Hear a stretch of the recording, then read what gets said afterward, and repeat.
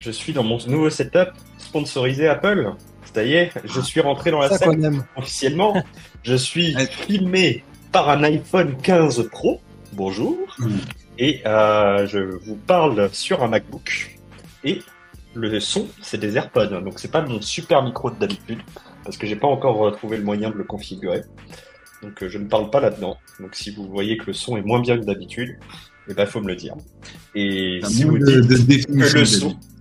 voilà, si vous dites que le son est pareil que d'habitude, franchement, je suis vénère parce que mon matos son, normalement, c'est un truc qui est pas mal, quoi. Mais Il est bon. un peu en dessous de d'habitude, mais toujours 10 fois meilleur que celui de Manu, ça c'est sûr. Mais non, Bon, bah, attends, Manu, tu Manu fous rejoint la secte. Franchement, Manu, franchement, Quoi si j'avais su ça il y a 3 ans que c'était aussi simple, mais putain, moi je me suis fait chier à acheter une ring light Elgato, un Camlink 4K de mon cul, des objectifs pour un Sony Alpha de je sais pas quoi, un Shure SM7B, des trucs, j'ai dépensé des fortunes, je comprends rien, et j'ai perdu ma vie, je me suis fait des cheveux blancs pour installer des trucs, alors que Mac, tu branches le bousin et ça marche. Attends, mais moi j'ai mon super micro là. J'ai le même que Vincent. Ah, t'as un Blue Yeti, c'est pas mal. Bah, Mais faut parler dedans, mon garçon.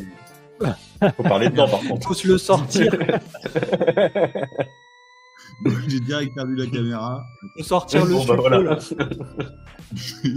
Tout ne peut pas marcher d'un coup. Désolé. Donc voilà, donc les amis, après plus d'une décennie et même presque 2 décennies d'Android, me voilà dans la secte Mac. Donc rien n'est perdu.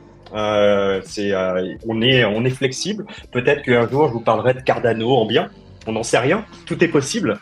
Nous vivons dans un nouveau monde, tout simplement. Le métaverse. C'est le métaverse.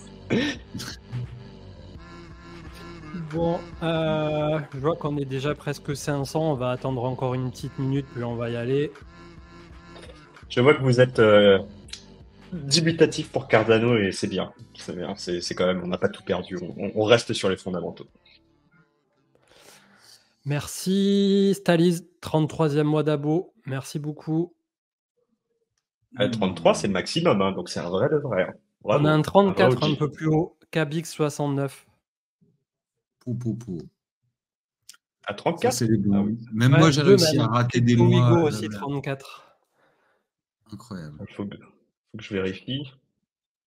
Effectivement, 34, c'est le maximum, c'est ce que je suis. On voit où place l'argent des abos, et ben non, même pas. Moi, j'ai jamais gagné un centime sur cette chaîne. D'ailleurs, je paye puisque j'ai payé 34 mois d'abonnement qui me coûte 4,99 €. Donc, j'ai presque Attends, payé un iPhone je te la refais, en Marc. 3 ans. Quand on voit mon setup, on voit qu'on n'a pas d'argent des abos quand même. Ouais, c'est clair. vrai. C'est vrai, on n'a pas Encore justifié. scammer Avec le micro, d'influenceurs. avec le micro de Manu, je pense que là, on est tranquille sur les influents voleurs. On va nous laisser tranquille. Envoyez des sous, hein, si jamais. Hein. On ne sait pas. Allez, on va parler un peu de ce qui s'est passé cet après-midi. Je sais pas déjà si vous voulez vous en dire un mot avant que je parle de la technique vite fait, parce que je vais pas répéter ce que je dis tout le temps dans l'émission, mais ça a Alors, été, on va dire, un moi, avant-goût je, de ce qui pourrait arriver. moi, je tiens à rappeler les bases quand même. C'est la manipulation de marché, c'est un crime. Quelle que soit la juridiction, il y a pas d'endroit sur Terre, à ma connaissance, qui autorise qu'on manipule les marchés. Quand on s'appelle euh, Madame Michou et qu'on a un compte avec 17 abonnés, on peut dire à peu près ce qu'on veut sur les réseaux sociaux. Quand on est l'un des plus gros médias de l'industrie et qu'on a un effet de 10% sur les prix du marché, c'est pas la même chose. Et donc, au mieux, il y a quelqu'un qui est au chômage aujourd'hui. Au pire, il y a quelqu'un qui va passer un peu de temps en tôle parce que c'est un crime. Faire ce genre de choses, c'est un crime. C'est pas, on en rigolera dans 2 semaines, mais en vrai, c'est pas des choses à faire, quoi. Et si d'autant plus il y a une enquête qui est mise en place et qu'on découvre que cette personne avait une position ouverte sur les marchés, un long ou un short, là c'est ciao bye bye, c'est 20 ans de taux minimum, quoi. Donc S'il faut avait un faire. short, c'était pas de bol quand même. Ouais, s'il avait un short, il était un peu bête, quoi. Voilà. Mais bon. Mais en fait, qu'il en ait tiré ou profit ou pas, c'est un crime. Mais s'il en tire Ouais. en plus profit, là, il y a aucun juge sur terre qui laisse passer ça. Et on peut dire la crypto, c'est pas régulé, etc. Non, non, non. tous les marchés sont Bon, en tout régulés. cas, ça la fout Et mal parce que franchement, tu as un tweet qui part, plus 10%, plus X milliards sur le truc et tout. Bon, la SEC a peut-être quelques petites choses à redire, tu as raison. oui, mais ça, tu vois, moi je suis parti là-dessus, ça a été ma première analyse, c'est en mode c'est quoi cette industrie de bouchon où une fake news peut bouger de 10% la première capitalisation du marché. Vraiment, moi j'étais un peu vénère. Et après, on m'a rappelé, genre j'en discutais avec des copains et on m'a rappelé, mec, tu te souviens, à la sortie, quand Elon Musk a racheté, il y a un mec qui a fait un vrai faux compte de Lilly's, qui est la plus grosse entreprise pharmaceutique qui produit l'insuline et qui avait dit à partir de maintenant, l'insuline est gratuite et genre l'action avait perdu 5%, sachant que les leads en capitalisation, on est à peu près au niveau de Bitcoin, tu vois, on parle de pas mal de milliards. Donc, et il y a eu plein de cas comme ça dans la TradFi. Donc au final, c'est ce que j'ai dit sur Twitter aujourd'hui, c'est en fait, c'est pas une industrie de bouchons, c'est la finance où tout le monde est un bouchon de toute façon, donc il faut juste l'accepter et puis c'est comme ça, quoi.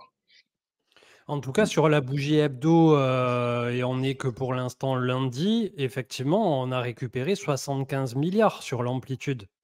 Ce qui fait qu'on parle en dizaines de millions, voire une centaine de millions de liquidations du côté des leviers et des futurs, tandis que le marché, lui, décale de 60 à 75 milliards. Ça veut dire que Le volume l'argent, est zéro, quoi. exactement, un peu la théorie qu'avait mise Willy Woo à l'époque en 2018, où en gros, pour simplifier au max du max, mais bien évidemment, je ne vous invite pas à prendre ça pour argent comptant, quand on avait $1 qui arrivait en 2018 sur le marché crypto, ça pouvait faire décaler le market cap de 2,5 à peu près en termes de ratio poids-puissance.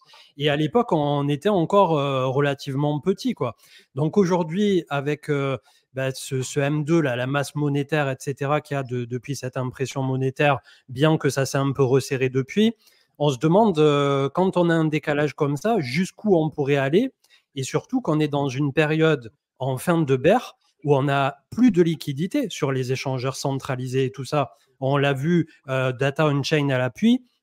On a énormément de BTC, d'Ether et de tout qui sont sortis des échangeurs centralisés. Et sur quoi, la plupart du temps, on s'appuie et sur quoi cote le marché? Sur les échangeurs centralisés. Donc, je ne sais pas dans quelle mesure on va créer des décalages aussi importants à l'avenir, mais ça laisse certains rêveurs, certains pantois quant au devenir du Bitcoin plus tard. En tout cas, c'est pas quelque chose qui est à prendre à la légère, je pense. Bon, en tout cas, ça me fait assez rire parce que tu n'étais pas là, Marc, mais il y a 3 semaines, quand on a fait une émission avec Sem où on était particulièrement bullish, tu vois, pour changer, hein, normal. Et, et, on avait parlé d'un tweet qui disait, ouais, ça se trouve, le prochain ATH, il soit à 70K pour Bitcoin, tu vois. Et Sem me dit, ouais, t'en penses quoi et tout? Je dis, bah, moi, je viens de regarder Arthur Hayes qui vient de me prédire 1 million. Je pense qu'entre 70K et 1 million, il y a un juste milieu à trouver. Et en tout cas, ce que je vois, c'est que sur une annonce comme ça, je crois que tu l'as écrit cet après-midi aussi, mais on voit ce que le marché attend. Je pense que quand la news va sortir, et que bah forcément, il y a déjà la news, il y a aussi le fait que pour faire des ETF spot, il va falloir aussi acheter du Bitcoin, d'une façon ou d'une autre. Donc ça a déjà dû être commencé, être miné, etc. Mais s'il y a beaucoup de demandes, il faut beaucoup de Bitcoin. Je pense que la bougie de l'ATH à 70 000, non, c'était même 64 000, je crois. 69. 69 000. Ouais. On t'a perdu Manu, je pense. Non, je m'étais arrêté de parler. Mais non, non, pardon. on passera. Il nous a fait, tu sais, un petit mime. Ok. Je passe sous un tunnel. Excusez-moi, j'ai fait un frein. Il a fait un frein, bon, d'accord. Effectivement, l'analyse principale que j'en fais, je te rejoins là-dessus, c'est que les carnets d'ordre sont vides. Les cryptos sortent des échangeurs centralisés, les volumes sont au plus bas qui aussi on-chain, hein, et on le voit dans les prix des frais de transaction. C'est redevenu, on avait dit Bitcoin se réveille, les BRC20, les ordinals, mon cul sur la commode. Bon, bah, on se rend bien compte que ça a duré quelques semaines et que maintenant tout le monde s'en fout, à part 2-3 lulus. Et pareil, Ethereum, les prix du gaz sont au tapis, 5-6 JY. C'est des choses qu'on n'avait pas vues depuis 2020. Du coup, ça montre aussi qu'on est dans une grande phase de désintérêt. Mais en même temps, une news comme ça en 10 minutes, ça réveille tout le monde. Je me suis, moi je l'ai vécu un petit peu en direct puisque j'étais sur les réseaux sociaux à ce moment-là. J'étais encore en train de bosser et on se serait cru en bull market pendant. Ça a duré un quart d'heure le bordel, mais Ouais, ça a été un feu mais d'artifice. Hein. mais feu d'artifice et tous les zombies, ils sont tous sortis de leur tombe. Ils étaient là genre, eh oh, le Bitcoin c'est cool, c'est trop bien, etc.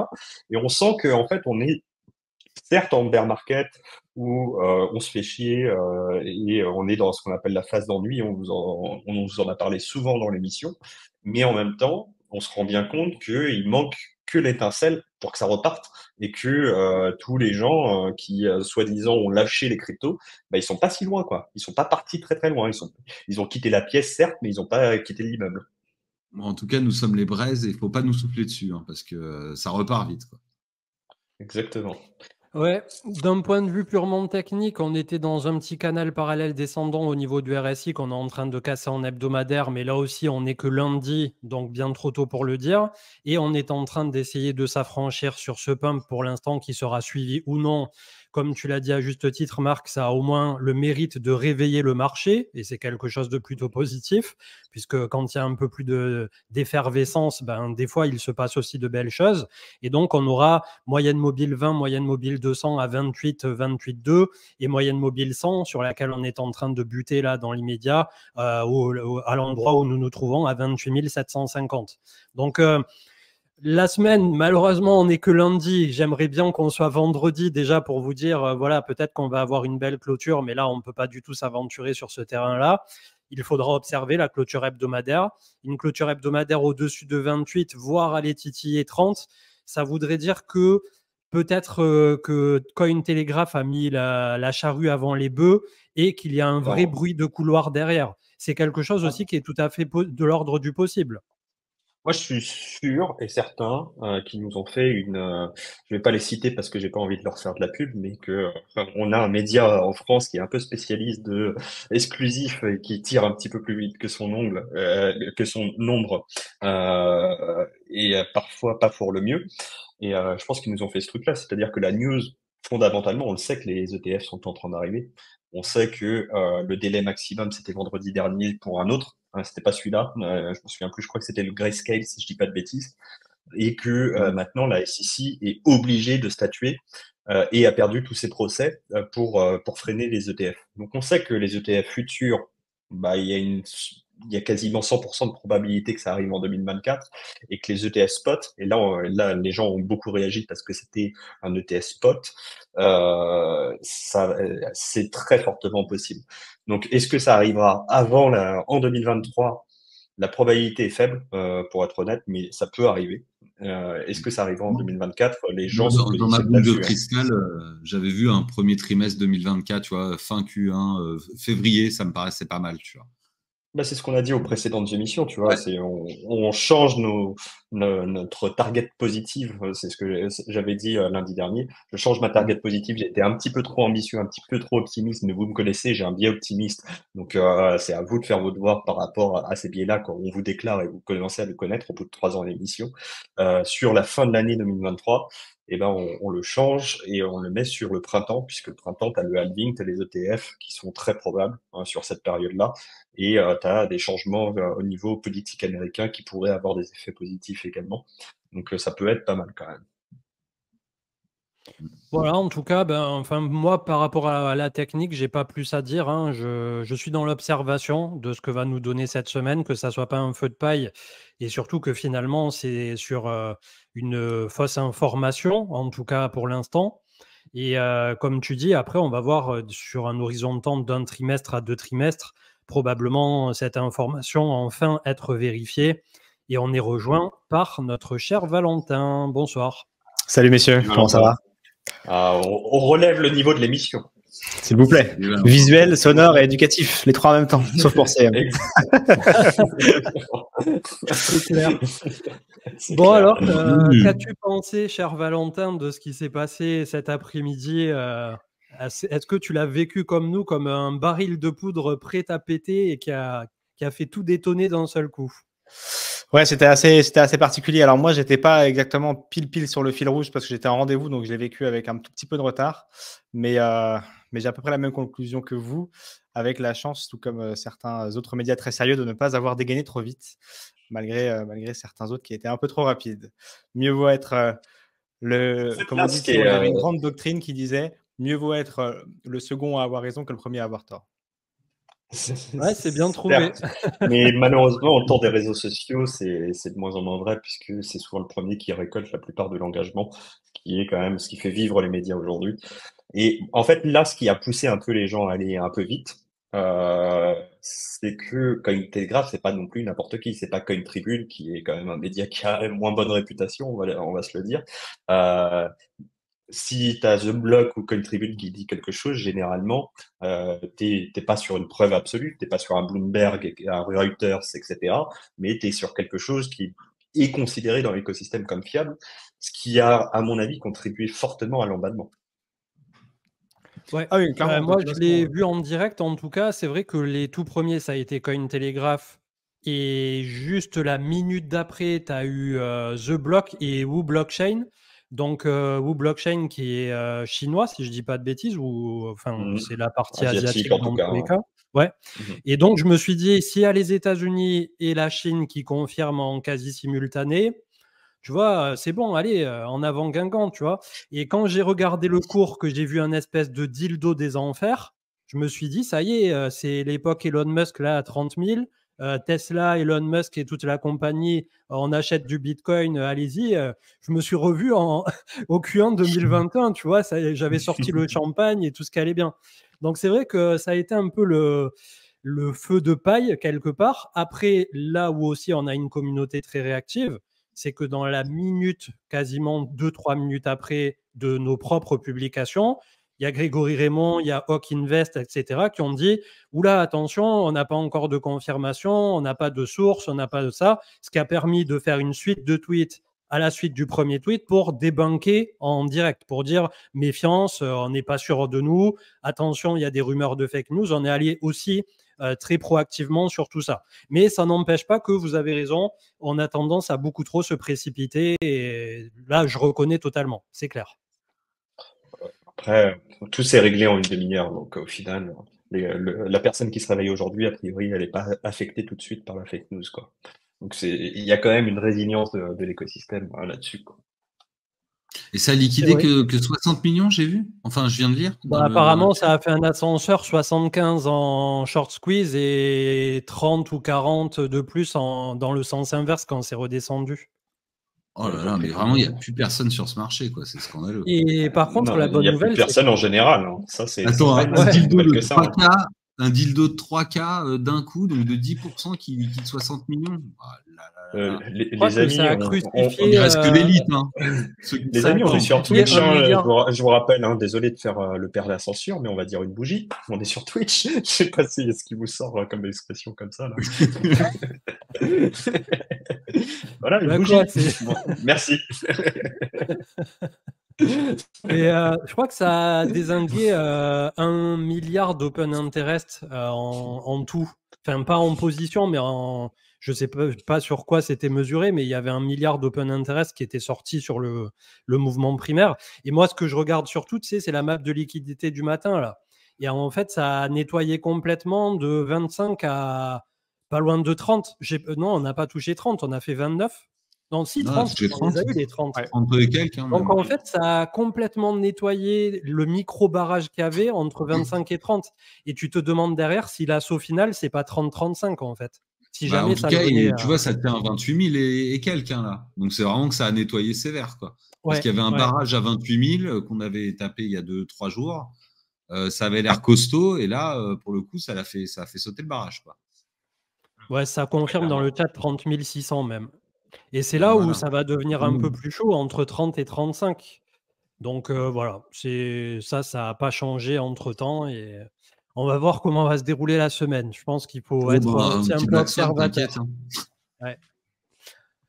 Bon, mis à part ça, je vais essayer de voir un peu où on en était au niveau des news et on parlera de Cube avec Valentin, puisque entre la date du 9 et la date du 19, il est en train de se passer pas mal de choses de ton côté. D'ailleurs, on peut en parler de suite si tu veux.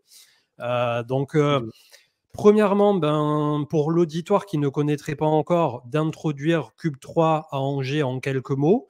Toi, ta position, je pense qu'elle est claire. Voilà, tu es le CEO, donc tu es à la tête. C'est pas plus compliqué que ça. Tu es aussi toujours, je ne sais pas si ça va être 2 boulots en simultané ou si derrière tu vas en choisir l'un plutôt que l'autre. Chef de rédaction, tu me corrigeras si je me trompe, à Cryptost. Et voilà, donc n'hésite pas à nous donner quelques mots par rapport à cette ouverture de Cube 3 et à nous dire un peu ce à quoi on peut s'attendre et notamment les premiers projets incubés, quelle voie, quelle route ils vont pouvoir trouver chez vous. Carrément, effectivement, toujours directeur des contenus et associé sur Cryptost. Il faudra sans doute un jour baisser un peu l'opérationnel d'un des deux. Je pense que ça se fera au fil de l'eau. De toute façon, j'ai la chance de ne pas être tout seul et d'être avec des associés très forts sur ces deux secteurs-là. Certains se croisent d'ailleurs entre eux, les deux structures, donc ça sera bien plus facile. Sur Cube 3, effectivement, l'objectif, il est assez simple, c'est un incubateur accélérateur, c'est-à-dire qu'on accompagne, on structure, on finance et on propulse la prochaine génération ou une partie de la prochaine génération d'entrepreneurs du secteur du Web3, basé à Angers. Angers, parce que déjà, c'est une ville qui est très tech, qui est la première ville de France où il fait bon vivre, j'aime le rappeler, d'après tous les sondages. D'ailleurs, Marc m'en témoignait, il est venu plusieurs fois. J'apprécie énormément Angers et la communauté angevine que je salue et que malheureusement, je ne pourrai pas voir le 19, mais que je verrai très prochainement à Cube 3. Eh oui, effectivement, encore une promesse non tenue, il ne sera pas parmi nous le 19, mais effectivement, tu auras l'occasion de revenir à plein de reprises parce que tu es mentor de Cube 3 sur la partie finance décentralisée. Donc voilà, effectivement, l'objectif, accompagner et structurer ces entreprises, les financer comme je le disais. Donc incubateur, accélérateur, c'est quoi la différence? Incubateur, c'est une très jeune idée qui n'a pas encore de structure ou pas forcément d'existence légale, mais une idée prometteuse, qu'on trouve prometteuse en tout cas.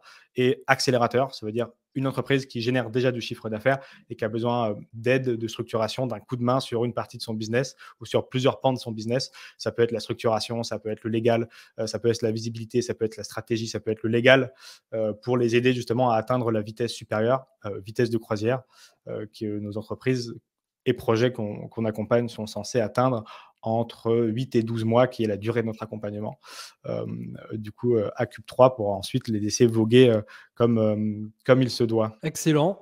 Je regarde s'il y avait des questions dans le chat, mais pour l'instant, il n'y avait pas plus de questions. Au niveau des projets qui se sont présentés, est-ce que déjà tu arrives à percevoir quel projet pourrait vraiment changer un peu l'avenir de l'écosystème, des projets qui peuvent être parfois un peu dans des branches qu'on connaît déjà, mais aussi je sais qu'il y a des personnes qui arrivent avec des projets vraiment complètement différents. Est-ce qu'il y a un ou deux trucs que tu as retenus sans pouvoir spoil, parce que je suppose que tu ne peux pas encore en parler le temps que tout soit présenté officiellement, bien évidemment, mais une ou deux idées. Allez, si tu devais retenir une ou deux idées, des trucs qui t'ont séduit ou des narratifs, quelque chose où tu t'es dit, ah ouais, là, il y a vraiment quelque chose qui est en train de se passer.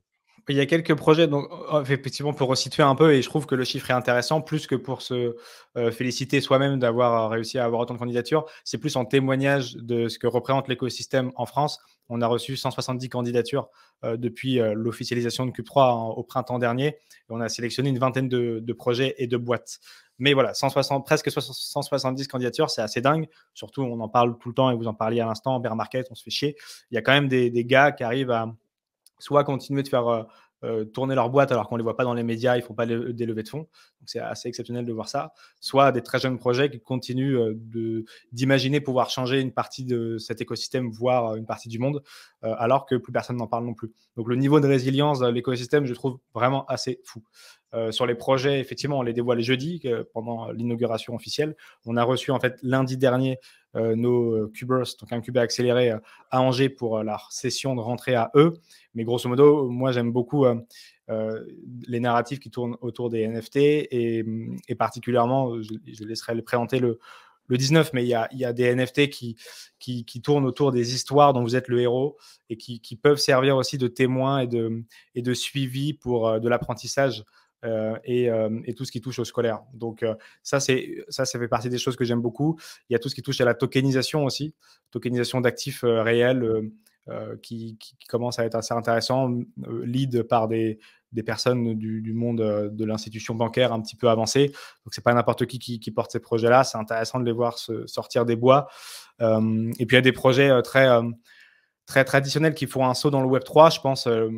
Et là, je vais les citer parce que de toute façon, on est à quelques jours, donc vous aurez quelques exclusivités. Je pense à Digital Landmarks qui fait ce qu'on appelle la fenêtre immersive, c'est-à-dire en fait des fenêtres qui servent aujourd'hui en gare du Nord et en gare Montparnasse, si je ne dis pas de bêtises, dans lequel vous pouvez vous approcher d'un box qui ressemble à des fenêtres tout simplement, qui prennent vie et qui vous emmènent dans un univers virtuel. En l'occurrence, là, l'univers, c'est celui du rugby, puisque malgré ce qui s'est passé hier, la Coupe du Monde de rugby est toujours en cours. Et donc, vous pouvez jouer avec un joueur de rugby. Et bien là, ce sera l'occasion d'arriver dans le métavers. Donc, c'est aussi très concret de savoir l'interface homme-machine de demain avec quelle forme peut prendre cette interface homme-machine? Eh bien, en partie celle-ci. Et après, voilà, des projets très Web 2 qui veulent aussi mettre du Web 3 pour de la transparence dans des milieux parfois un peu obscurs qui sont très intéressants de voir débarquer ici. On a un peu de tout. C'est ça la good news. Des projets Web 2 qui veulent aller dans le Web 3. On a des projets très natifs du Web 3 qui veulent apporter une couche supplémentaire. On a du NFT, du métavers. On a de la finance décentralisée, de la tokenisation. Et tout ça, ça forme une belle petite promo qu'on a commencé à voir à droite à gauche sur les réseaux sociaux et qu'on accompagnera pendant 8 à 12 mois du coup. Combien de projets t'as dit que vous présentiez demain? Enfin, le 19? Le 19, une vingtaine de boîtes, une vingtaine de projets. Okay. En gros, ils sont à peu près séparés entre de l'incubation et de l'accélération de manière équitable. Donc, il y a autant de projets en incubation qu'en accélération. Ça, c'est assez cool. On a des projets PSAN, on a des projets en cours de PSAN, on a des projets qui vont au-dessus du PSAN, on a du MICA. Parce qu'il y a vraiment aussi l'aspect réglementaire qui est important. C'est aussi pour ça qu'on a souhaité lancer cette aventure un peu maintenant, parce qu'il y a la réglementation qui va changer une grande partie du paysage de nos entreprises de demain. On a été très bon avant la réglementation. On n'était pas trop mauvais pour écrire cette réglementation qui va être appliquée très prochainement dans toute l'Europe. Mais il faut toujours être meilleur après cette entrée en vigueur en application. C'est bien d'être premier pendant 2-3 ans, mais on ne retient que ceux qui sont premiers pendant 20 ans. L'objectif, c'est de faire en sorte que la place qu'a réussi à se faire la France dans le monde continue d'être en tête de peloton et ne passe pas quelques rangs derrière. Parce que c'est maintenant que ça va se jouer. Surtout que la France a été assez leader sur ces questions-là.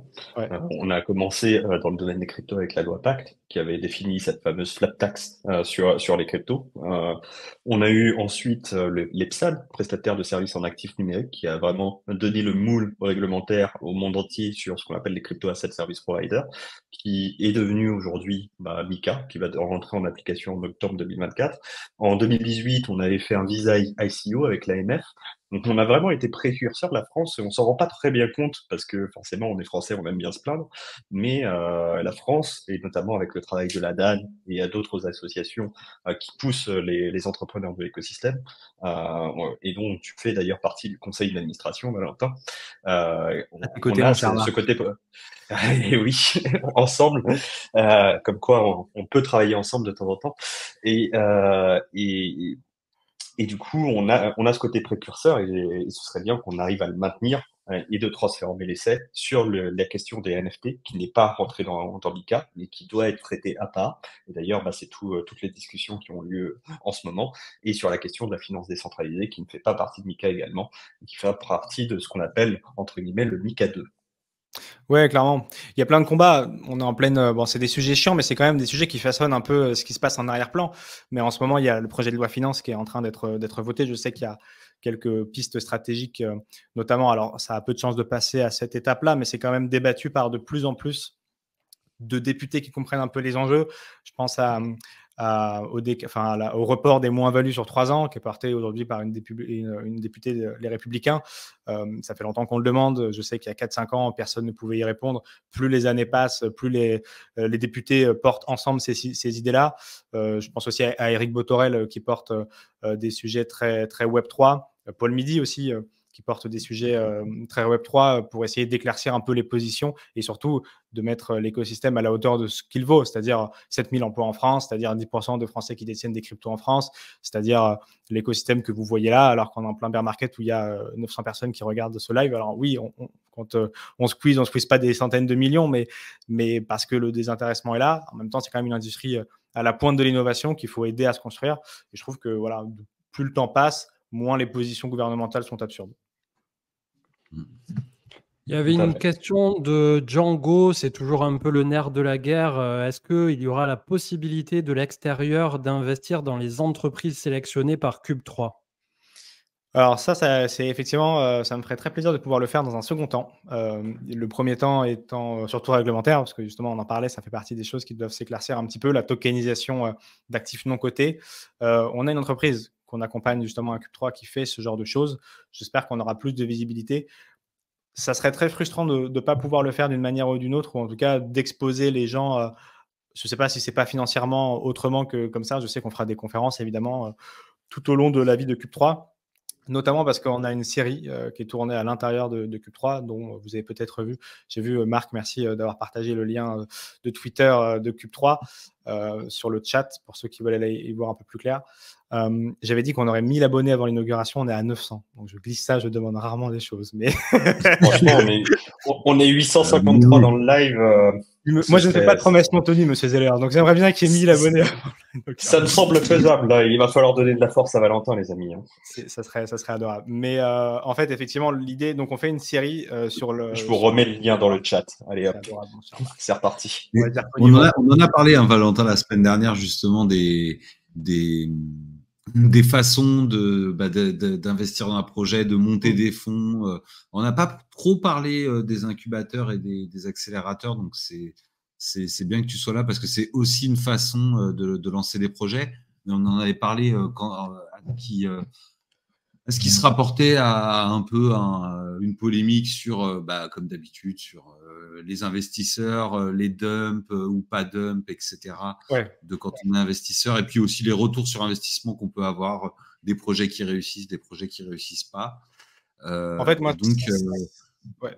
Excuse-moi. Vas-y. Et donc c'est un peu effectivement, et on avait aussi dit que ça pouvait être aussi des fois compliqué d'avoir des investissements qui soient publics, parce qu'on l'avait vu, parce que tout le drama venait justement d'un projet qui se lançait et qui a caché la sortie d'un token à tous les médias, etc., qui l'ont chillé. Et au bout du compte, il y avait une FDV qui était complètement démentielle, je crois de 300 millions, quelque chose comme ça. Et donc ça, c'est des choses aussi où les gens ne comprennent pas forcément quand ils sont retail et pas forcément investisseurs aguerris. Et donc, je crois que ça aura pris moins de 2 minutes pour atteindre les 1000. Hein. A priori, la Cube3, c'est réglé. Ouais. Magnifique. À 997 de mon côté, attendez. Ouais. Il faut continuer les amis à donner de la force. On va faire 1100 comme ça, on est un peu large. Très large. La communauté CM, exceptionnelle.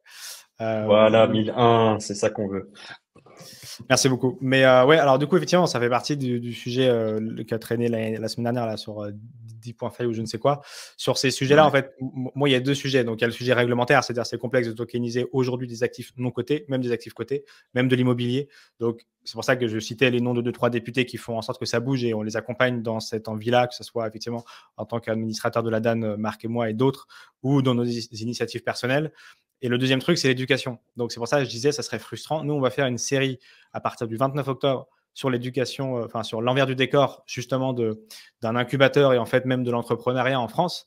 Donc, on va documenter tout ce que vont faire nos incubés accélérés, c'est-à-dire de la simple idée à comment nous, on les sélectionne, à c'est quoi une valorisation d'entreprise. Parce qu'on a des mecs qui sont incubés, ils arrivent, leur valo, c'est 5 millions. Ça, c'est une idée. Ça vaut 5 millions, quoi. Donc, c'est pas comme ça que ça marche. Donc, on va expliquer comment ça fonctionne, une valorisation. Quand on sait de départ, ça veut dire quoi? C'est des départs. Faire rentrer quelqu'un de capital, quel risque, quel avantage, pourquoi, comment. Quand on va voir son banquier pour avoir un prêt, ce qu'on appelle non dilutif, ou la BPI France, qui finance 90 millions sur ces 5 dernières années en France sur les projets Web3, comment on accède à ça? Enfin, en gros, vraiment l'envers du décor de l'entrepreneuriat en France. J'ai vu passer dans le chat tout à l'heure Amixem, évidemment, Maxime, il sera autour de cet écosystème, autour de cette série, parce qu'on va aussi faire un peu un volet éducatif que Maxime a toujours fait aussi de son côté. On va pouvoir croiser les chemins et accompagner des créateurs aussi dans ce secteur-là et pouvoir expliquer encore un cran plus loin ce dont on est en train de parler sur le Web3 et l'entrepreneuriat en général. Donc, ça va faire pas mal de connexions et d'intérêts. Donc, une fois que les gens sont éduqués sur comment ça marche, une fois qu'on voit l'envers du décor et qu'il y a des projets un peu sympas qui sont mis en avant, l'idée de pouvoir mettre une bille, elle est intéressante. Maintenant, est-ce que c'est le tout venant, entre guillemets, où il y a un risque important réglementaire aussi de ce côté-là, ou est-ce que c'est à travers, je sais notamment qu'il y a Nebulae qui est partenaire de Cube3, qui est un fonds d'investissement un peu plus, moins difficile à intégrer que des trucs de milliardaires, parce que je sais que certains d'entre vous y sont dans la communauté CM. C'est un fonds d'investissement un peu de créateurs de contenu ou de mecs du Web3 ou ce genre de choses. Donc, c'est important aussi d'avoir ce fonds d'investissement communautaire. Mais en tout cas, quelle que soit la manière, moi, j'aimerais bien le faire avec la manière la plus simple, la plus transparente et la plus sécurisée possible, qu'un jour, effectivement, on puisse le faire comme ça, quoi. Donc, on va attendre que vous soyez assez valorisé pour être coté en bourse et acheter des actions de Cube3. En fait, après, effectivement, il y a plein de sujets de pouvoir le faire. Est-ce qu'on fait un bucket de tous les projets et en fait, tu t'indexes à la saison 1, à la saison 2, à la saison 3? Est-ce que tu vas regarder les projets qui t'intéressent le plus pour aller sonder les créateurs d'entreprise et voir s'ils font pas une levée de fonds et de quelle manière c'est fait? De toute façon, ça, je pourrais pas l'interdire. Nous, on va les mettre en avant. On pourra pas fermer les DM des partenaires de projet. Après, de la manière dont on le fait, il y a tellement de difficultés des réglementaires. Mais je veux dire, après, c'est comme tout projet entrepreneurial. Il y a des difficultés réglementaires à tous les coins de rue et plein de pensées limitantes ou de gens qui nous disent qu'il ne faut pas le faire. Si j'avais écouté ces gens-là, j'aurais pas fait un incubateur accélérateur, et si j'en avais écouté que la moitié, je l'aurais fait que dans le métavers. Or, on a un lieu complet de 500 mètres carrés à Angers pour les accueillir. Et voilà. Donc après, on avancera étape par étape, mais ça serait trop bien de pouvoir montrer ça, carrément. D'ailleurs, tout à l'heure, tu parlais du PSAN. Moi, j'avais une question et c'est intéressant parce que toi, tu vas avoir vraiment une vue à 360 là-dessus. Est-ce que les acteurs qui sont en train de build là pour des nouveaux projets et qui n'avaient pas le PSAN ou qui étaient en cours d'acquisition, le PSAN niveau 1, ils se dirigent directement vers le PSAN niveau 2 qui sera obligatoire à automne 2024, je crois? En fait, c'est un peu plus compliqué que ça. C'est-à-dire que depuis Vas-y, pardon. Excuse-moi, Marc. Non, Depuis FTX, il y a ce qu'on appelle le PSAN renforcé, donc l'enregistrement renforcé qui est rentré en application cet été, qui est donc obligatoire maintenant. La doctrine de l'AMF est tombée, c'est-à-dire qu'on sait comment nos entreprises francophones vont être mangées et à quelle sauce. Mais donc, grosso modo, le PSAN, comme on le connaissait depuis sa création, il n'existe plus tel quel. Maintenant, il est déjà renforcé. Donc, c'est un juste milieu entre l'agrément et le PSAN d'avant. On n'est pas directement allé dans l'agrément parce que là, ça aurait été très compliqué, même si beaucoup le souhaitaient, notamment ceux qui l'avaient déjà pour pouvoir fermer le marché. Et ça a été justement l'un des travaux importants de l'ADAN et de l'ancien conseil d'administration. Ça a été un gros combat de l'ADAN. Parce que en fait, il y avait vraiment une stratégie.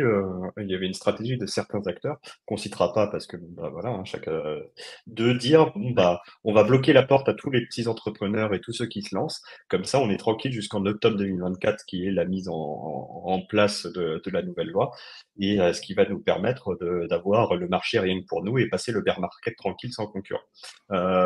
C'est pas très, voilà, c'est une manière de voir le monde. L'ADAN a essayé au maximum de protéger les entrepreneurs de l'écosystème, puisque c'est notre raison d'être en tant qu'association. Et donc, ce juste milieu a été trouvé avec les régulateurs qui ont écouté. Après, c'est pas nous qui décidons, hein, c'est le régulateur qui décide. Mais on a fait plusieurs réunions avec eux sur ce sujet, et qui fait qu'il y a eu cette étape intermédiaire depuis juillet, donc juste avant la LCC, où il y a le PSAN renforcé, qui est certes un petit peu plus dur que ce qui existait avant, mais qui reste relativement accessible. C'est une question notamment pour ceux qui demandent dans le chat, j'ai vu passer, je crois, la différence entre le PSAN, là, celui qui est en place, et puis même Mika, ça sera une question de fonds propres. C'est-à-dire que autant la première partie de la première, c'est chiant, mais en fait, c'est super facile à comprendre, et en même temps, c'est ce qui va changer dans l'innovation dans les prochaines semaines, et les entreprises qui vont sortir de terre au prochain bull run sont en train de subir ça en sous-marin, pardon. C'est tout simplement le fait que Le PSAN d'avant, c'était juste, si je veux grossir le trait, je me ferais taper dessus par ceux qui l'ont déjà eu, parce que c'était un peu complexe à avoir quand même. Pas si simple, pas si C'était simple pas quand si même. simple, mais c'est exactement ce que je dis, mais c'était en gros de la LCBFT, c'est-à-dire de la lutte contre le blanchiment et le financement du terrorisme. Il n'y avait pas forcément de vocation, et c'était tout le débat avec FTX, à ségréguer les fonds, c'est-à-dire à dire d'un côté il y a les fonds des clients, de l'autre côté il y a les fonds que vous pouvez utiliser. Il n'y avait pas forcément de fonds propres à avoir. Maintenant, c'est le cas avec l'enregistrement renforcé depuis juillet. Donc il y a des entreprises qui ont besoin tout de suite maintenant pour déposer le dossier d'avoir 100, 200, 300, 400 000 euros qu'ils n'avaient pas forcément besoin il y a un an quand ils ont fait leur business plan, leur business model, mais que maintenant il faut trouver parce que s'ils ne l'ont pas, ils ne peuvent plus exercer. Alors que la solution telle qu'elle est imaginée est prête. Et avant ça, il n'y avait pas besoin de ces fonds propres-là qui ne seraient arrivés qu'avec justement Mika en 2024-2025. Donc ça précipite un peu les choses. Maintenant, une solution, et c'est ce que j'ai dit lundi dernier aux incubés accélérés qu'on a reçus, une solution qui est prête, qui est intéressante, faire une levée de fonds pour aller chercher cet agrément-là, cet enregistrement renforcé, c'est le but des levées de fonds, justement, c'est de pouvoir aller chercher un avantage concurrentiel. En l'occurrence, le PSAN enregistré est un avantage concurrentiel encore à date. Donc, c'est pas absurde. Tous les porteurs tous les financiers, tous les fonds d'investissement sont à l'écoute de ce genre de choses, justement, parce que c'est pas pour cramer de la thune et faire les cons en soirée. Mais évidemment, par contre, vu qu'on est en bear market, c'est plus difficile d'aller les chercher, c'est plus difficile d'expliquer ça. Et comme il y a encore un peu beaucoup d'incompréhension sur, mais ça veut dire que dans 1 an et demi, il faudra refaire pareil avec Mika. Et si oui, combien ça va coûter? C'est une montée progressive de la réglementation. Si elle avait été trop haute d'un coup, on n'aurait pas eu la moitié des boîtes qui sont en train de se monter aujourd'hui. Et si elle n'avait existé pas, on aurait bien plus de bêtises qu'aujourd'hui. Je veux dire, je suis assez content. Enfin, c'est triste ce qui se passe des fois avec des publicités qui sont listées sur les réseaux sociaux, des dumps et tout. C'est triste. C'est du manque de clarté. C'est du manque aussi pour beaucoup, et même les porteurs de projets en question, d'honnêteté intellectuelle. Mais il n'y a pas eu 10 000 FTX depuis FTX, et ça, c'est entre autres parce que il y a ce genre de garde-fous qui sont mis en place. Alors ça ne sécurise pas tout. D'ailleurs, même FTX était enregistré dans certains pays, pas en France, et ça a quand même permis à faire des dingueries, mais ça quand même permet de mettre des garde-fous un petit peu à l'entrée de chaque pays. Après, voilà, c'est maintenant que moi, je veux pas faire foutre la merde, mais il y a beaucoup de gens qui sont allés chez FTX parce que en France et en Europe, on a tapé sur Binance qui pouvait pas faire de futur. Et du coup, les gens qui avaient envie de trader des futurs, ils sont allés où? Ils sont allés chez FTX. Donc en fait, pour protéger les gens de certains produits financiers, je dis pas que c'est bon ou mauvais, la loi c'est la loi de toute façon, mais je donne un état de fait. C'est que pour protéger soi-disant les gens, on a interdit de travailler avec un acteur qui, pour l'instant, a pas arnaqué. On pense qu'on veut de Binance, mais pour l'instant, les gens n'ont pas perdu leurs sous chez eux et ils sont PSAN et ils sont régulés dans pas mal d'États pour aller chez FTX qui c'est avéré, le mec est en procès en ce moment, à jouer avec l'argent des utilisateurs et à arnaquer tout le monde. Tu vois. Donc, au bout d'un moment, quelle est la responsabilité du régulateur, tu vois? Est-ce que les gens qu'on a empêchés de travailler en France, on n'a pas envoyé leurs clients dans la gueule du loup qui s'appelait FTX? Au bout d'un moment, il faut soulever la question, quoi. FTX, en plus, ça a été une double punition dans le sens où, et ça, j'ai pas compris en fait pourquoi les gens ont fait ça. Je sais pas à quoi ils pensaient, mais en fait, il y a beaucoup de gens qui avaient des sous sur Terra UST qui ont réussi à peu près les sortir avant que tout finisse à zéro. Et ils sont allés les déposer sur FTX en stablecoin. À l'époque, ils faisaient 20% sur Terra UST. Tout le monde était content.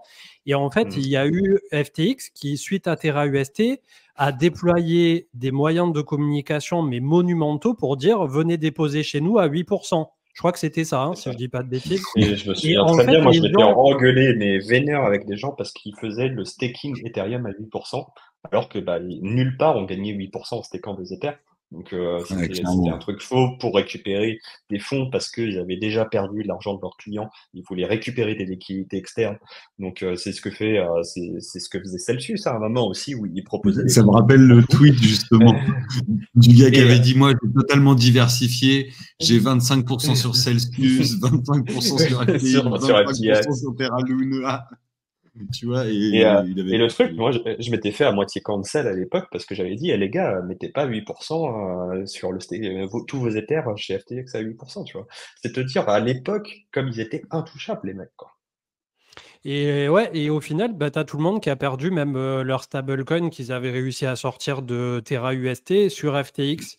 Et le souci, c'est que à partir du moment où il y a eu Terra UST, moi, franchement, je pensais de mon côté qu'il n'y avait plus personne qui cherchait à avoir du rendement, que ça avait tellement rincé tout le monde de Terra que au-delà de 3%, tout le monde se disait c'est bon, en fait, ça vaut pas enfin, le risque en vaut pas la chandelle, tu vois.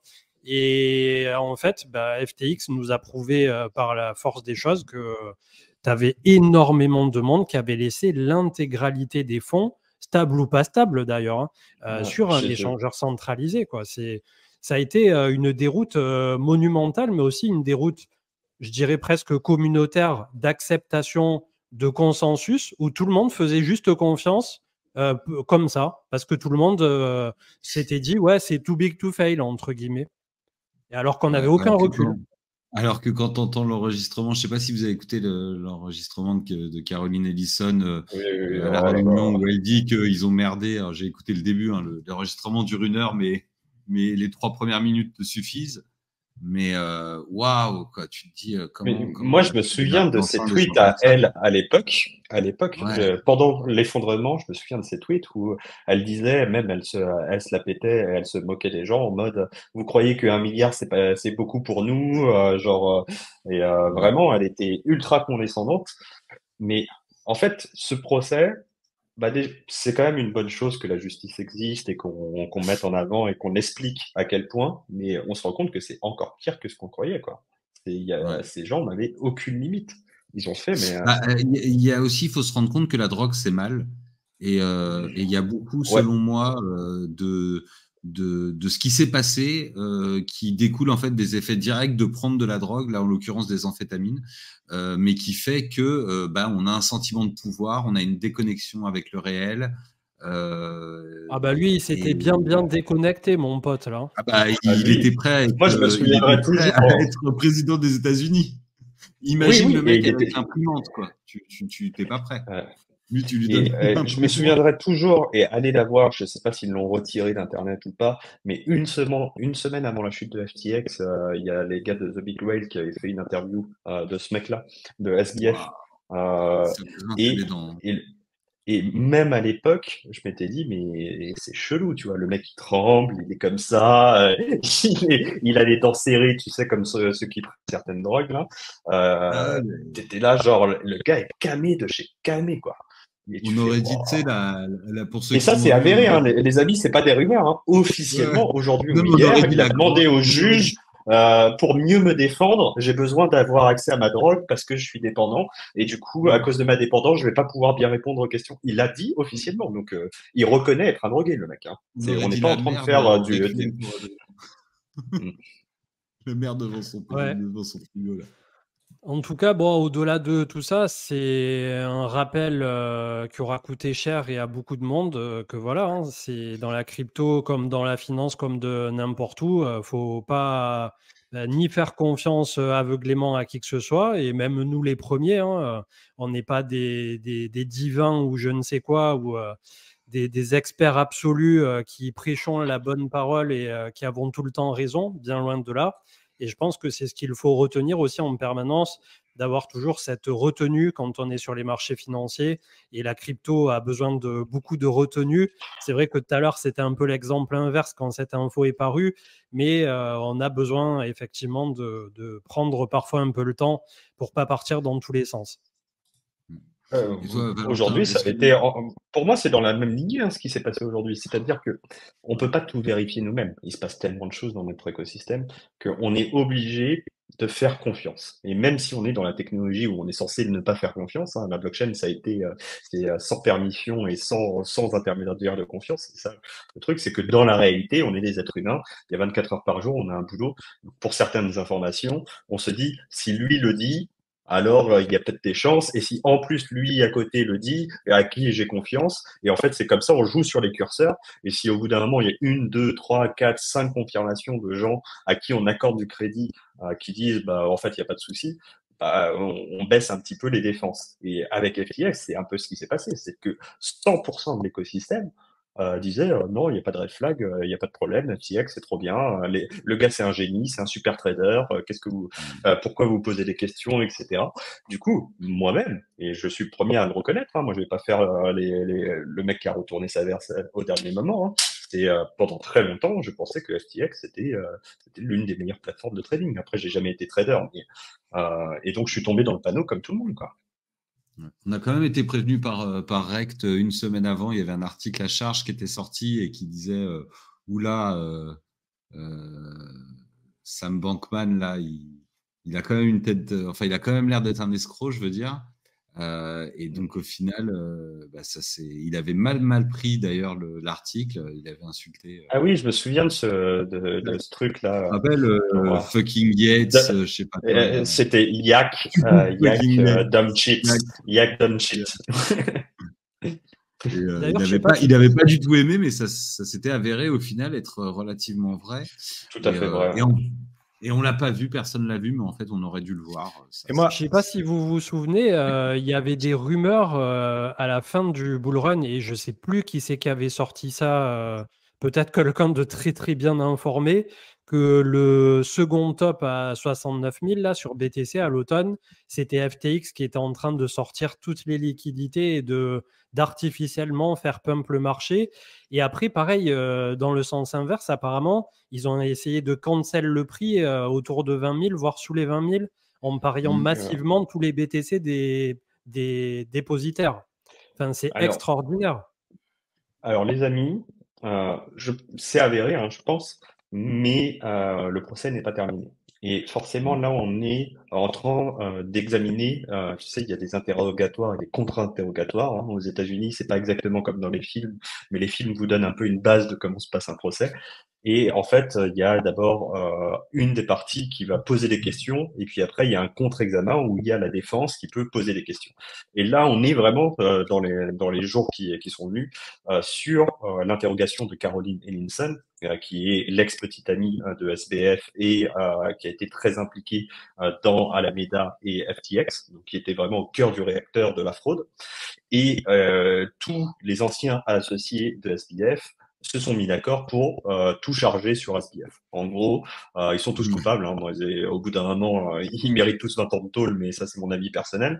Ce sera la justice de décider.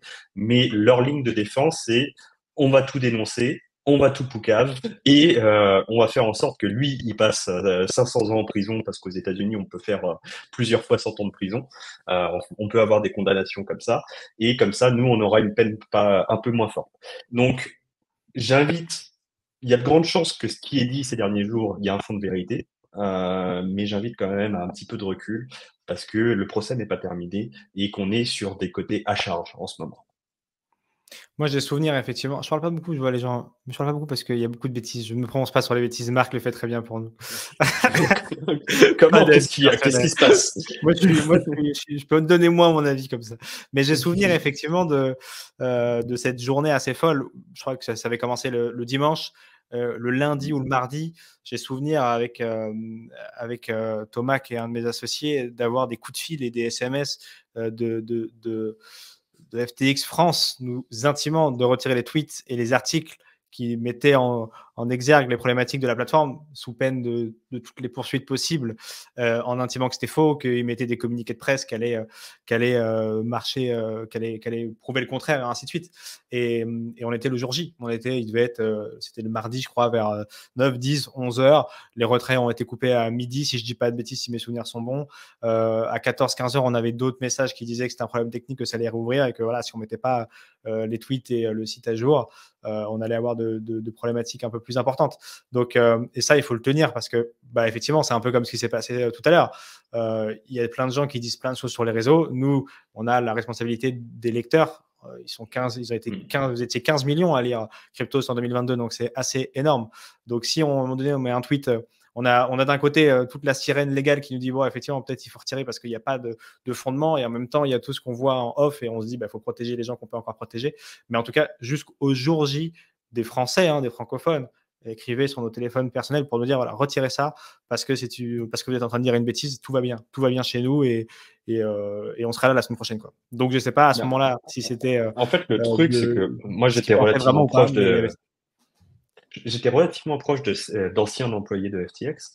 À part un cercle très proche de SBF, en fait, personne n'était au courant de la fraude et beaucoup d'entre eux, et j'ai plusieurs sources qui, à mon avis, n'ont pas d'intérêt vraiment à mentir là-dessus, avaient leur propre argent et étaient encouragés d'avoir leur propre argent dans FTX et ont été parmi les victimes de SBF. Donc, je pense, bon, déjà faire de l'intimidation de journalistes, je sais pas trop si c'est légal. Je pense pas qu'il y a quand même une protection. Après, ça dépend de comment c'est fait, hein, bien sûr, mais c'est vraiment une pente glissante.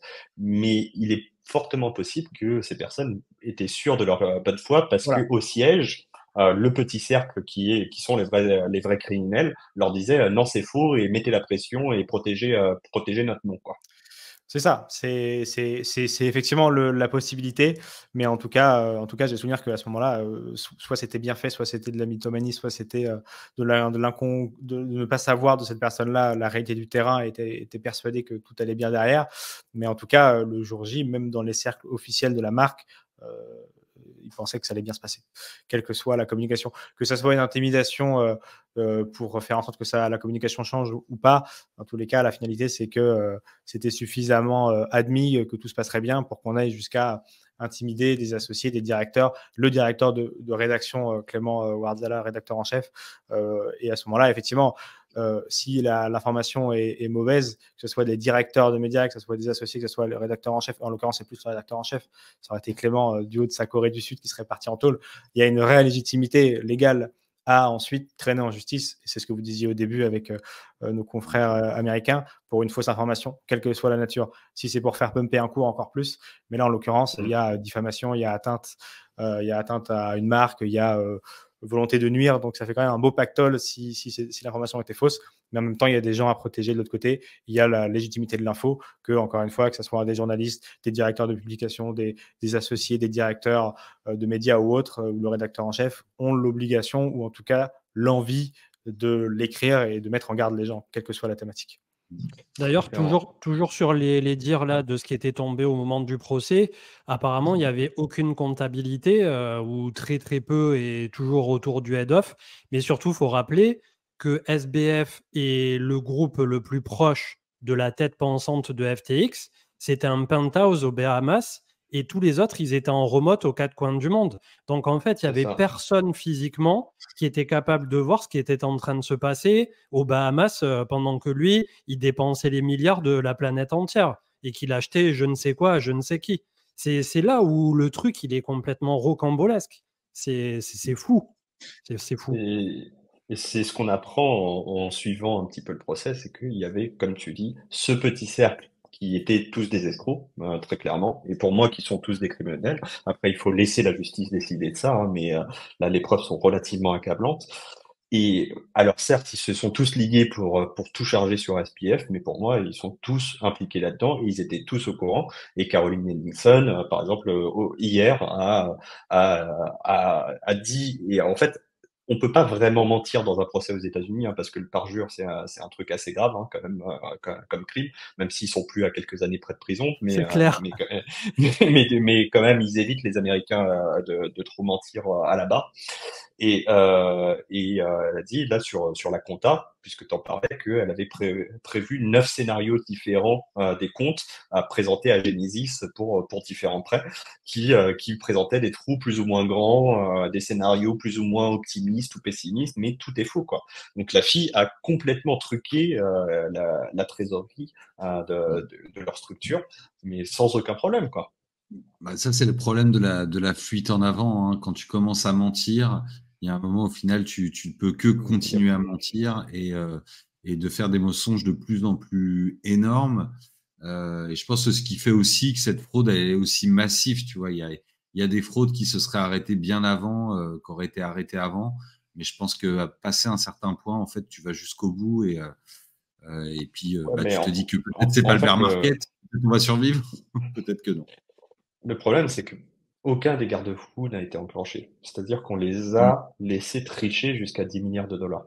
C'est-à-dire que normalement, si tu es mythomane, tu peux tromper les gens, tromper tes potes et leur emprunter 100 balles 2 fois. La troisième fois, ils te prêtent plus 100 balles, tu vois. Donc au final, tu leur as mis 200 balles.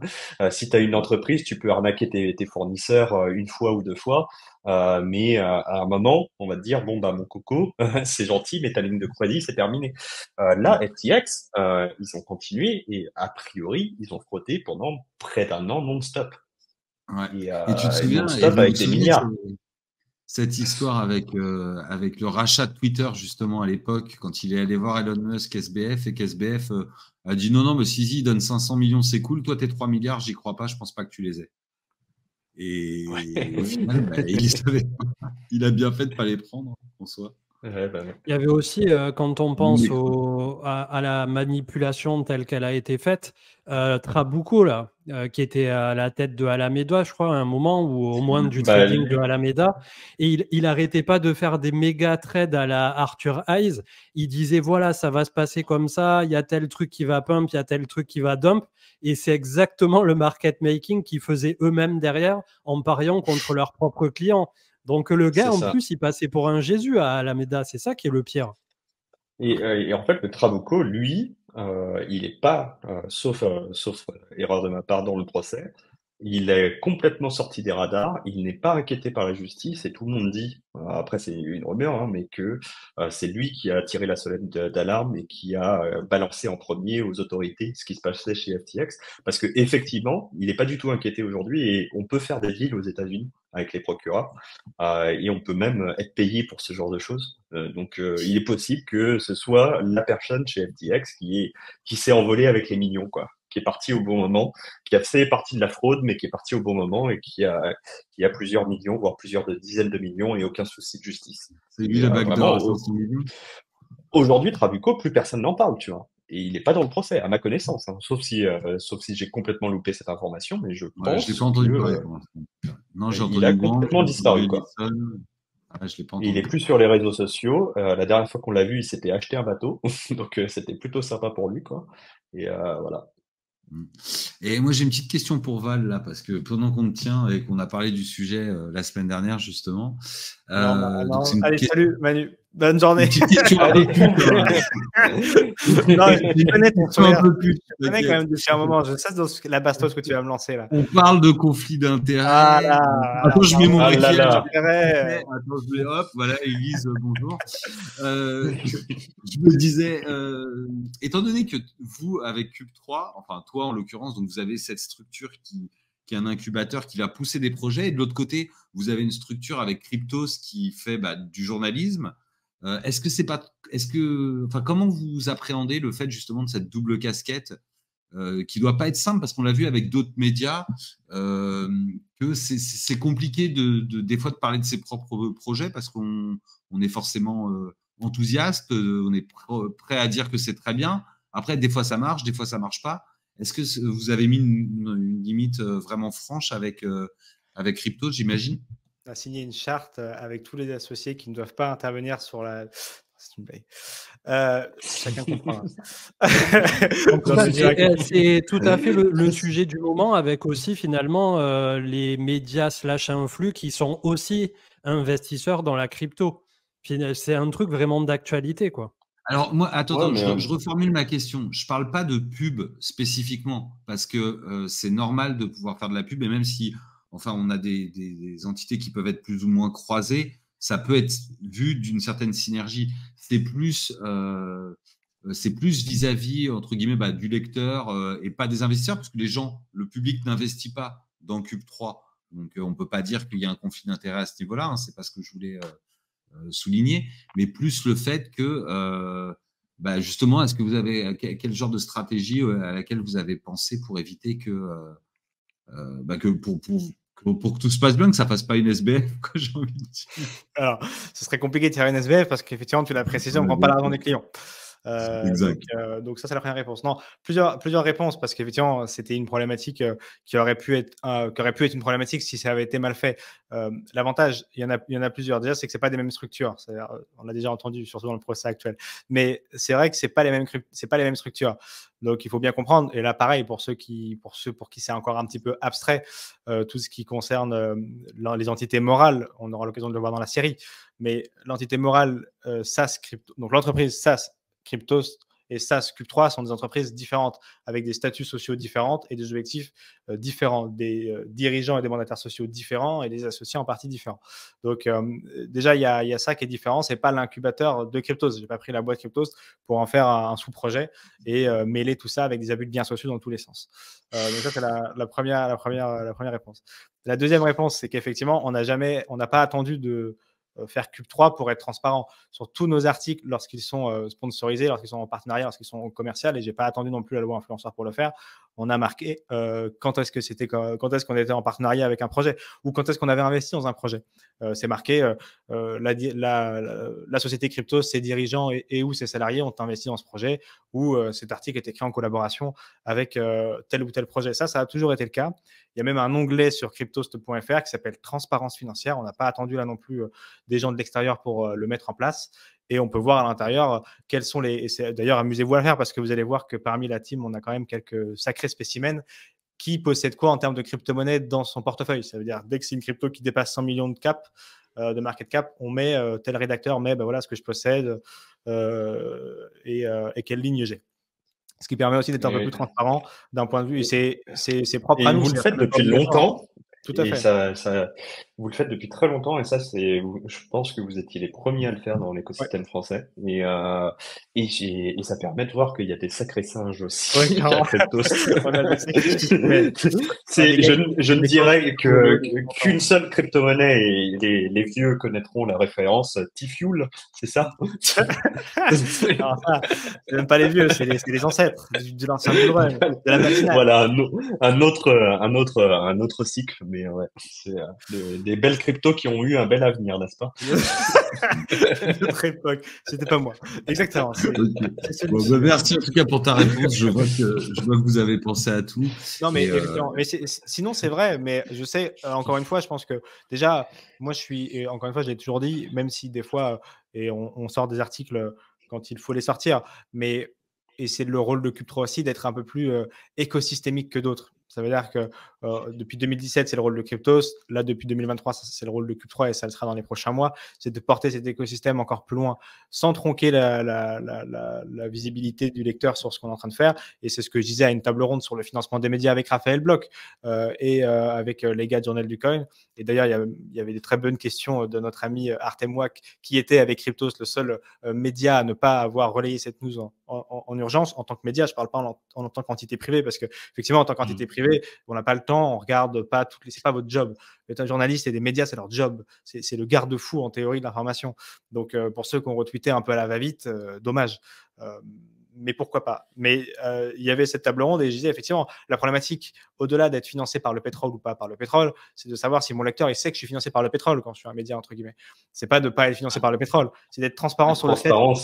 C'est le plus important de toute façon, c'est ce qu'on attend. Et je pense que Crypto, c'était vraiment au-delà de tout soupçon là-dessus. Mais en tout cas, voilà. Mais merci Marc, je t'enverrai quelques matiques sur ton adresse. Oui, voilà, c'est avec marcdeller.net.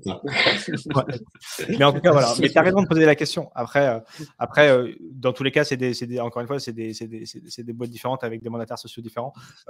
Oui, bien sûr. Un article de Cube3 sur Cryptost qui était au lancement. Et tu vois, j'en ai eu plus dans la presse traditionnelle ou même chez les confrères que sur mon propre média. Donc, mais oui, tu as raison de poser la question. Et en plus, on le rappelle, mais on en parlait la semaine dernière aussi, c'est pas parce que… Enfin, il y a plein de projets, de super projets, de projets qui vont arriver, où au final, la proposition de valeur du projet, elle est intéressante, et le token, etc., la spéculation sur le projet en lui-même, c'est autre chose.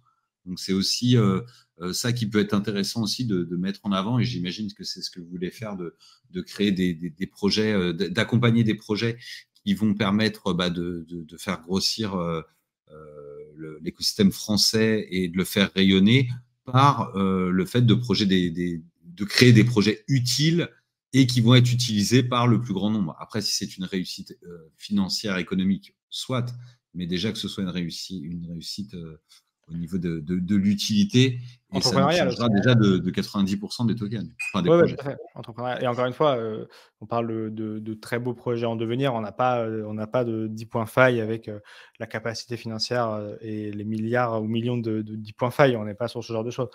Puis d'ailleurs, on parlait de tout ce qui était réglementation tout à l'heure. Là, je n'en ai pas parlé, mais parmi les choses, parce que c'est beaucoup les ICO qui posent problème.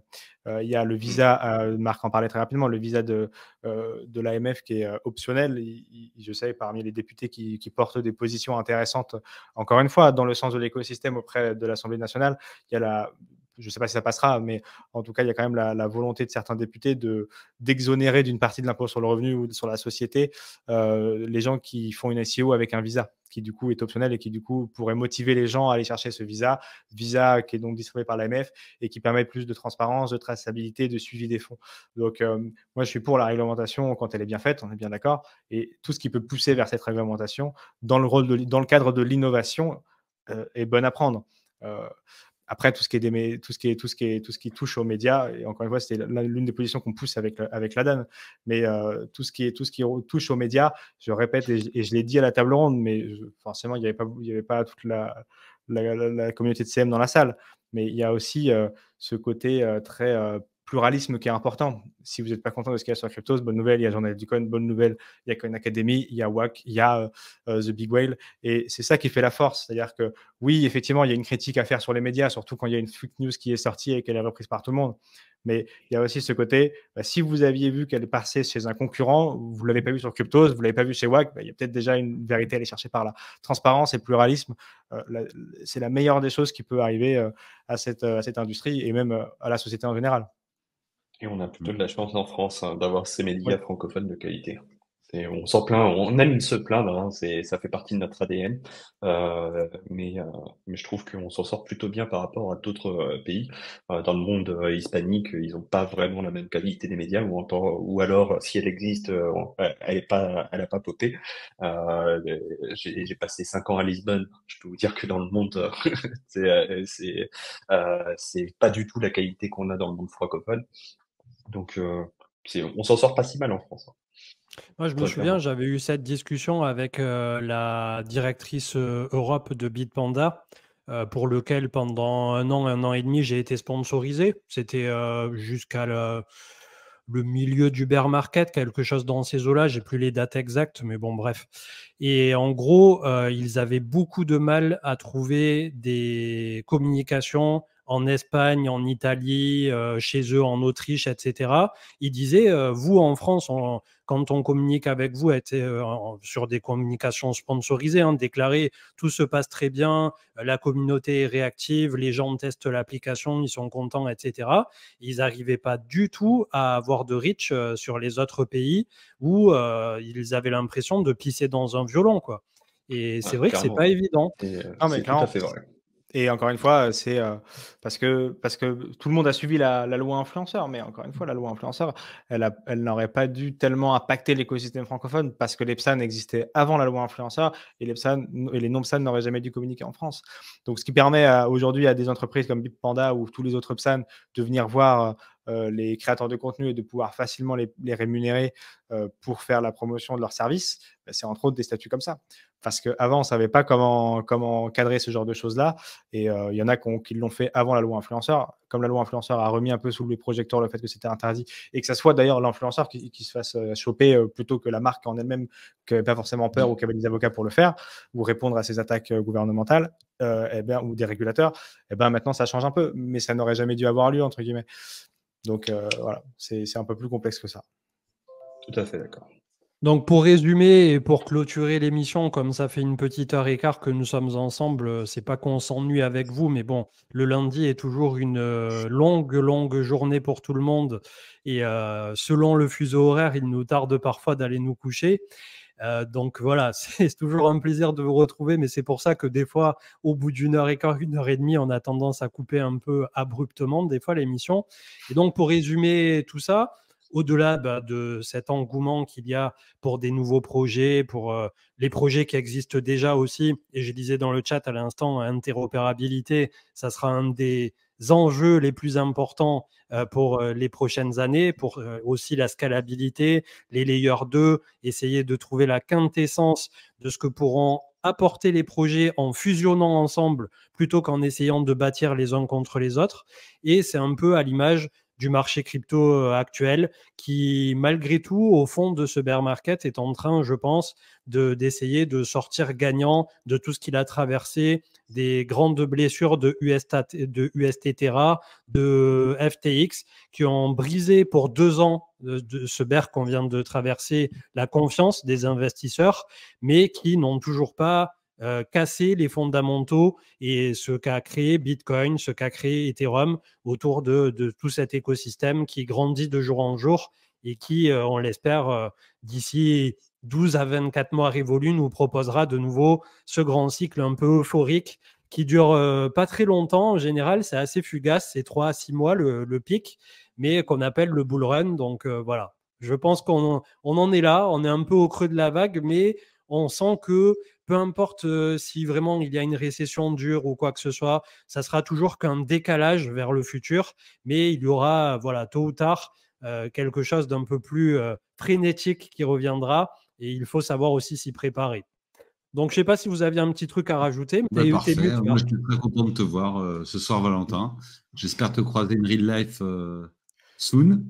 Et puis, t'es parti où là? T'es toujours planqué à Lisbonne?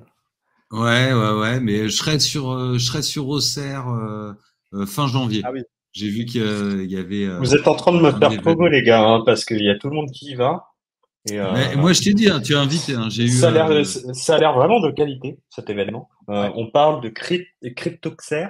Allez, je vous mets la. OR apostrophe R ou un truc comme ça. Enfin, bref. Ouais. Et c'est un truc communautaire. Le mec, on l'a vu à l'EDCC. Et ça a l'air très bien. Je suis pas sûr d'être disponible. Hein. Je crois que c'est le 4 janvier ou un truc comme ça. Alors, je vais. C'est le. Attends, je copie le lien. Tiens, je le mets dans le chat. Allez, c'est parti. C'est voilà, pas cher. Si vous êtes de la région. Et c'est le 25, 26, 27, je crois. Janvier. Les places sont en vente. Janvier, donc voilà, et c'est à Auxerre. Et moi, j'ai beaucoup aimé comment Max m'a vendu ça. Il m'a dit, ce qui est bien, c'est que c'est pas cher, et puis tout l'argent, on l'a utilisé pour acheter du pinard. Donc j'ai trouvé ça bien. C'est une très bonne pub. On va être bien reçu, ça fait plaisir.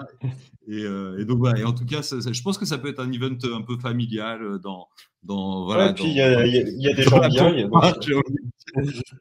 Non, mais il y a une bonne programmation. Il y a Asher qui est là, Owen. Il y a Faustine, la présidente de la DAN. Il y a Adli, je crois, de la communauté. Il y a Monsieur TK qu'on a reçu plusieurs fois dans l'émission. Tu